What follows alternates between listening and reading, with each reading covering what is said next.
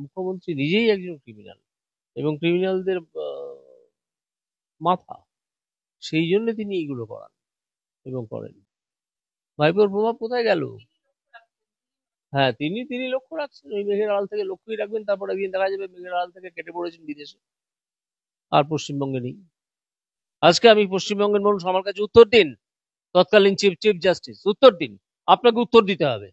কি করলেন তারপর? কোথায় গেল সেই মামলা? তলিয়ে গেল কেন? আপনার টেনিওরে আর সেটা হলো না কেন? আপনি কি মামলাটা না করার জন্য, তলিয়ে দেওয়ার জন্য মামলাটা টেনে নিয়েছিলেন?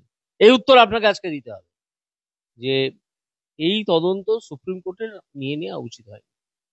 কারণ কলকাতা হাইকোর্ট যথেষ্ট যোগ্যতার সঙ্গে, কলকাতা হাইকোর্টের ডিভিশন বেঞ্চ যথেষ্ট যোগ্যতা এবং দক্ষতার সঙ্গে এই তদন্তকে এগিয়ে নিয়ে যাচ্ছিল এবং যাওয়ার মতো পরিস্থিতি তৈরি করেছিল। ঠিক সে তুমি যতই চেঁচান আর যতই নাটকীয় ভঙ্গিতে মঞ্চে উঠে দাপাদাপি করুন, মানুষজনই পিটিয়ে নালে মেরে ফেলে দেবে, তাদেরকে পালাতে হবে।